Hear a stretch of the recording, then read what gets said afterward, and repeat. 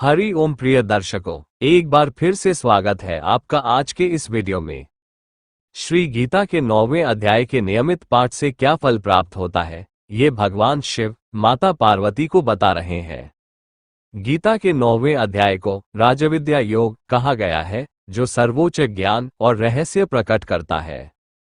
इसका पाठ व्यक्ति को ईश्वर की शरण में ले जाकर पापों का नाश करता है, भक्त को आत्म साक्षात्कार कराता है और उसे सांसारिक बंधनों से मुक्त कर परम शांति और मोक्ष प्रदान करता है। तो आइए सुनते हैं कि भगवान शिव क्या बता रहे हैं माता पार्वती को। आप ध्यान से इस कथा को सुने और समझें, क्योंकि भगवान महादेव के द्वारा सुनाई गई इस कहानी को सुनने वालों को ईश्वर भक्ति की प्राप्ति होती है, जिससे सभी क्षेत्र में सफलता प्राप्त होती है। महादेव जी कहते हैं, हे देवी पार्वती, अब मैं आदरपूर्वक 9वें अध्याय के महात्म्य का वर्णन करूंगा, तुम स्थिर होकर सुनो। नर्मदा के तट पर माहिष्मती नाम की एक नगरी है। वहां माधव नाम के एक ब्राह्मण रहते थे, जो वेद वेदांगों के तत्वज्ञ और समय समय पर आने वाले अतिथियों के प्रेमी थे। उन्होंने विद्या के द्वारा बहुत धन कमाकर एक महान यज्ञ का अनुष्ठान आरंभ किया। उस यज्ञ में बलि देने के लिए एक बकरा मंगाया गया। जब उसके शरीर की पूजा हो गई, तब सबको आश्चर्य में डालते हुए उस बकरे ने हंसकर उच्च स्वर से कहा, हे ब्राह्मण, इन बहुत से यज्ञों द्वारा क्या लाभ है? इनका फल तो नष्ट हो जाने वाला है, तथा ये जन्म, जरा और मृत्यु के भी कारण है। ये सब करने पर भी मेरी जो वर्तमान दशा है, इसे देख लो।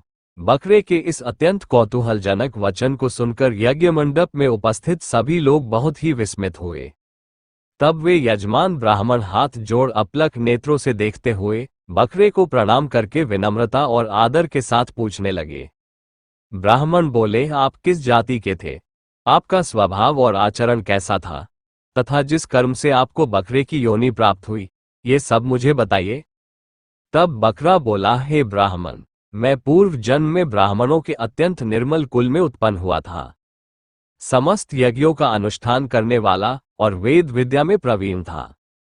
एक दिन मेरी स्त्री ने भगवती दुर्गा की भक्ति से विनम्र होकर अपने बालक के रोग की शांति के लिए बलि देने के निमित्त मुझसे एक बकरा मांगा। तत्पश्चात जब चंडिका के मंदिर में वो बकरा मारा जाने लगा, उस समय उसकी माता ने मुझे शाप दिया, ओ ब्राह्मणों में नीच पापी, तू मेरे बच्चे का वध करना चाहता है, इसलिए तू भी बकरे की योनि में जन्म लेगा। हे द्विज श्रेष्ठ, तब कालवश मृत्यु को प्राप्त होकर मैं बकरा हुआ। यद्यपि मैं पशु योनि में पड़ा हूं, तो भी मुझे अपने पूर्व जन्मों का स्मरण बना हुआ है। हे ब्राह्मण, यदि आपको सुनने की उत्कंठा हो तो मैं एक और भी आश्चर्य की बात बताता हूं। कुरुक्षेत्र नामक एक नगर है, जो मोक्ष प्रदान करने वाला है। वहां चंद्रशर्मा नामक एक सूर्यवंशी राजा राज्य करते थे। एक समय जब सूर्य ग्रहण लगा था, तब राजा ने बड़ी श्रद्धा के साथ काल पुरुष का दान करने की तैयारी की।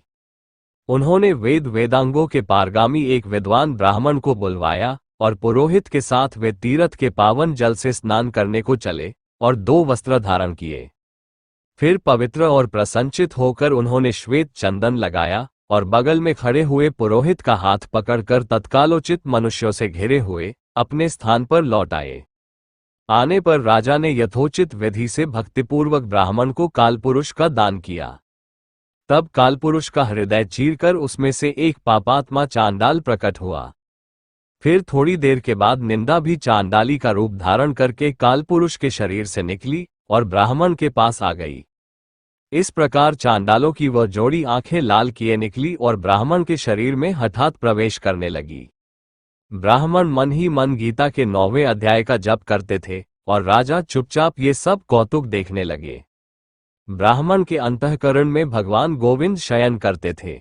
वे उन्हीं का ध्यान करने लगे। ब्राह्मण ने जब गीता के 9वें अध्याय का जप करते हुए अपने आश्रयभूत भगवान का ध्यान किया, तब उस समय गीता के अक्षरों से प्रकट हुए विष्णुदूतों द्वारा पीड़ित होकर वे दोनों चांडाल भाग चले। उनका उद्योग निष्फल हो गया। इस प्रकार इस घटना को प्रत्यक्ष देखकर राजा के नेत्र आश्चर्य से चकित हो उठे।